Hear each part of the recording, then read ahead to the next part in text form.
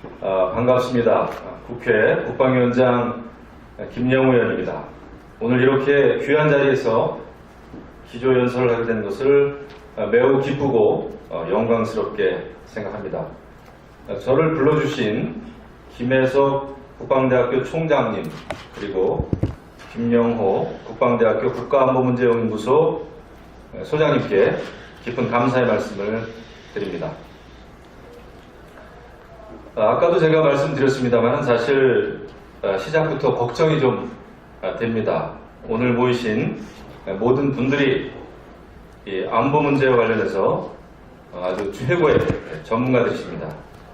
또 여기 계신 우리 국내 분들은 제가 평소에 안보 문제 관련해서 자문을 구하는 분들이 많이 계십니다.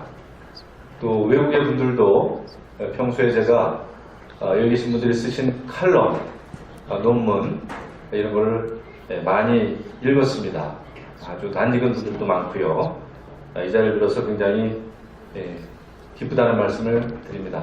사실 이렇게 최고의 전문가들이 모이는 그 세미나인 줄 알았더라면 제가 기조연설을 사양했었을 겁니다. 근데 제가 모이신 분들의 그 리스트를 좀 늦게 받았는데 이미 사양하기에는 때가 늦었더라고요.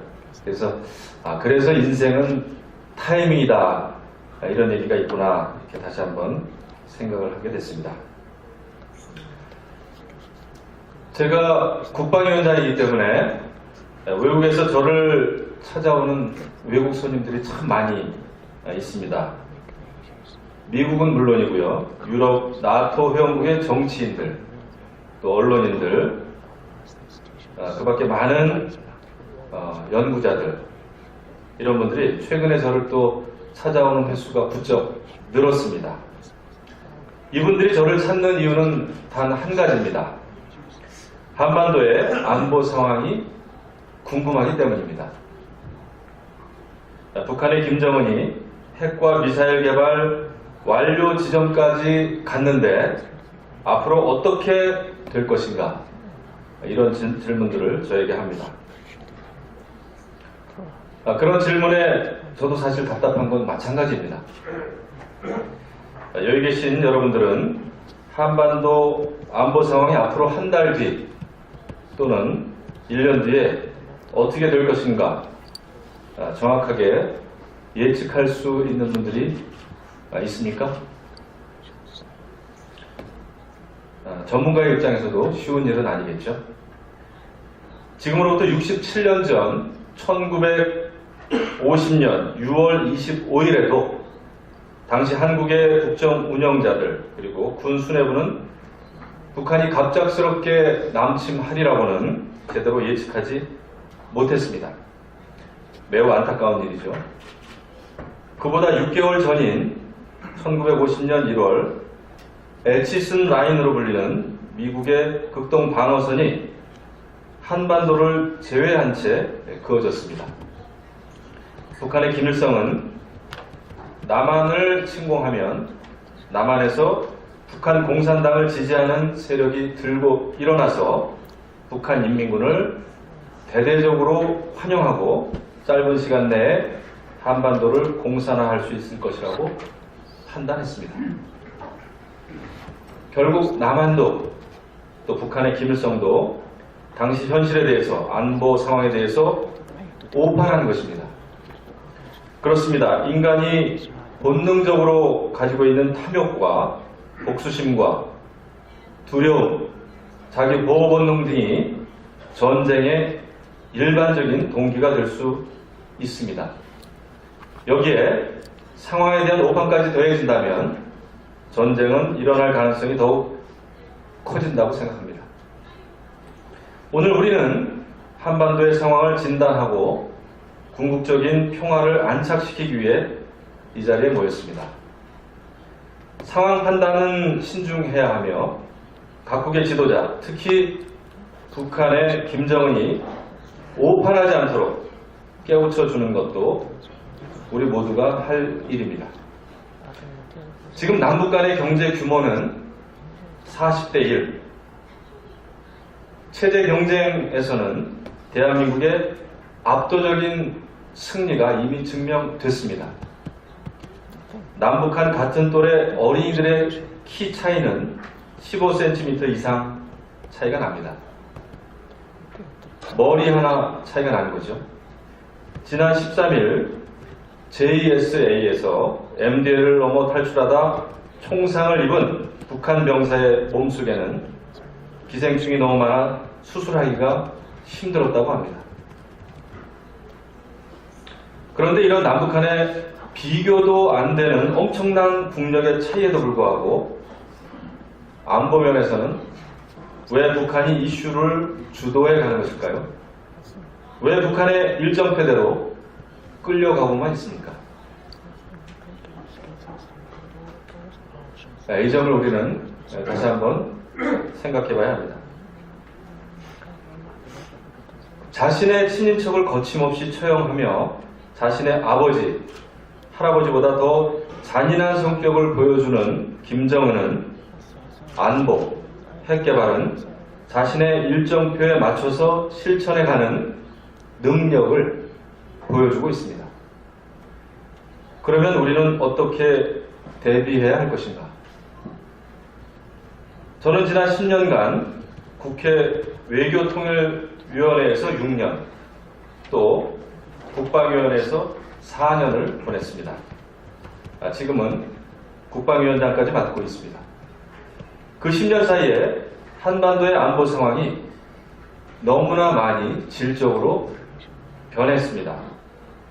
공업발전용으로 원자로를 돌린다고 거짓말하던 북한이 2006년 1차 핵실험을 단행했습니다. 이때만 해도 북한이 핵 보유국으로 가는 길은 아주 길고 멀 것이라고 생각했습니다. 대륙간 탄도미사일 실험, 이것 역시 먼 일이라고 생각했었습니다. 김정일 사망 이후 스위스 유학 경험이 있는 젊은 김정은이 북한의 지도자가 됐기 때문에 북한도 이제 개혁 개방을 조금이라도 하지 않을까 기대도 했었습니다. 하지만 김정은은 집권 6년 만에 자신의 고모부를 처형하고 아버지, 할아버지가 못다한 핵 보유국의 문턱까지 도달했습니다. 3대에 걸쳐 추진해온 엄청난 위협을 이뤄낸 것입니다. 북한이 지난 9월 수소폭탄 실험으로 사실상 핵 보유 상황까지 간 지점에서 우리는 근본적으로 변화한 주변 정세를 생각해 봐야 될 것입니다. 먼저 중국입니다. 중국은 자신이 이룩한 거대한 경제적인 부상을 바탕으로 한반도에 자신의 전략적 이익을 강하게 들이밀고 있습니다. 사드 보복도 대표적인 사례입니다. 이와 같은 일은 앞으로도 반복될 가능성이 큽니다.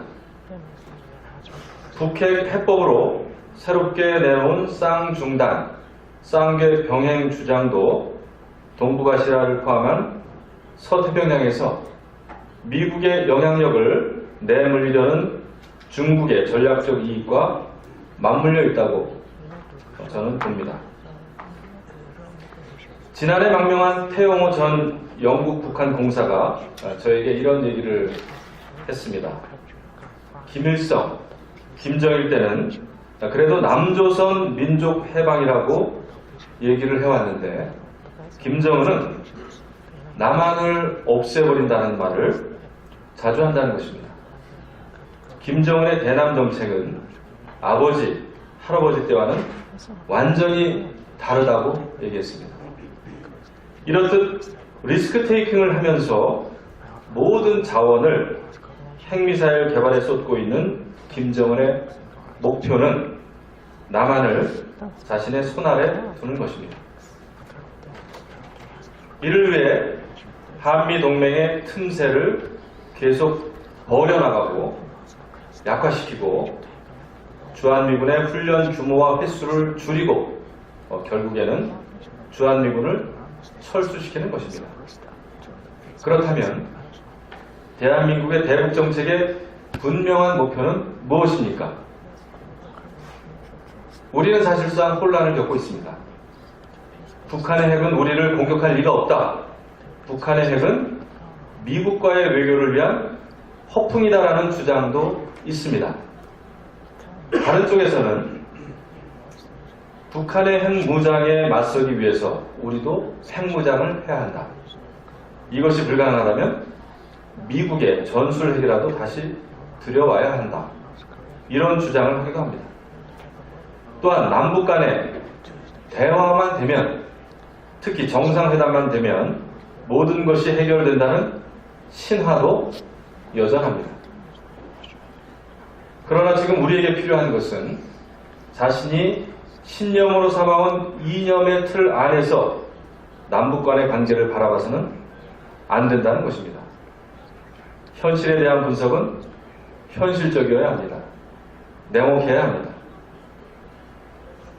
북한은 지난 70년 동안, 특히 핵 위기 발생 후 30년 동안 끊임없이 도발하고 우리를 속였습니다. 과거의 생생한 경험, 역사적인 사실들에서 배울 수 있는 교훈들을 우리는 이념적 정쟁의 틀에서 망각해온 적이 많았습니다. 우리 스스로의 눈과 귀를 가리는 경우가 많았습니다. 북한의 도발을, 가짜 평화를 선의로 해석하고 일시적인 사건으로 치부하기도 했습니다. 북한의 핵 보유를 사실상 인정하면서 평화를 논의해야 한다는 이들도 있습니다. 그러나 북한의 완전한 비핵화가 아니면 어떤 평화도 진정한 평화가 될 수는 없습니다. 과거에 우리가 행했던 인내와 협상, 보상, 그리고 북한의 또 다른 도발 등의 패턴으로는 중요한 시간만 낭비하게 될 것입니다. 제가 아까 인생은 타이밍이다 이런 말씀을 드렸습니다만 정말 국가의 운명이야말로 타이밍이 중요합니다. 한 번의 실패가 영원한 실패가 될 수 있기 때문입니다. 지금 한반도는 미국과 중국의 충돌 속에서 지난 9월 6차 핵실험을 기점으로 전혀 다른 차원의 괴물이 된 북한을 마주하는 아주 엄중한 상황에 처해 있습니다. 과거의 타성적인 자세로 북한 김정은과 북핵을 바라본다면 한반도의 미래는 암울한 결과를 초래하게 될 것입니다. 또한 한반도는 군사적인 면에서 전 세계 다른 지역에서 볼 수 없는 매우 특수한 상황입니다. 남북한은 155마일 군사 분계선을 중심으로 군사 대치 상태를 지속하고 있습니다. 여러분도 아시는 바와 같이 지난 13일에는 판문점 JSA에서 북한군 병사가 남으로 귀순할 때 북한군이 40발가량의 총탄을 발사하는 일도 있었습니다. 그보다 닷새 전에는 방한 중인 트럼프 대통령이 JSA를 방문하려고 헬기까지 타고 가다가 기상 악화로 돌아왔습니다. 만약에 트럼프 대통령이 실제로 JSA를 방문하게 됐고 그날 북한 병사의 MDL 월경과 북한군의 총탄 발사 사건이 동시에 일어났다고 가정한다면 어떤 상황이 벌어졌겠습니까? 앞으로도 이처럼 아슬아슬한 일들은 군사분계선 여러 지역에서 얼마든지 일어날 가능성이 큽니다. 우리는 이 같은 종류의 우발적인 위기 상황에 대해서도 제대로 대처할 수 있도록 준비되어야 합니다. 전쟁은 늘 기획된 것이 아니라 우발적이고 돌발적으로도 일어날 수 있음을 깊이 명심해야 할 것입니다. 우리는 안보 문제뿐만 아니라 앞으로 획기적이고 적극적인 방법으로 북한의 인권 문제도 다뤄나가야 할 것입니다. 북한 주민들이 바깥 세상의 진실에 대해 접근하도록 도와주어야 합니다. 북한이 인류의 보편적인 가치인 자유와 평등으로부터 얼마나 멀리 있는지 우리는 보여줘야 합니다. 북한이 스스로 변할 수 있는 방안도 바깥에서 자극을 줘야 합니다. 이러한 노력이 병행되지 않는다면 북한의 핵 문제의 궁극적인 해결, 나아가서 한반도 통일은 가능하지도 의미 있지도 않을 것입니다. 오늘 이 자리에는 국내외에서 존경받고 신뢰받는 외교, 안보, 국제정치 전문가들이 모여 있습니다. 지금까지 쌓아오신 공력과 해안으로 우리 대한민국이 타이밍을 잃지 않고 7천만 남북한 주민 모두 평화롭고 번영할 수 있는 방안을 제시해 주시기를 기대합니다. 다시 한번 여기 계신 모든 분들께 감사의 말씀을 드립니다. 감사합니다.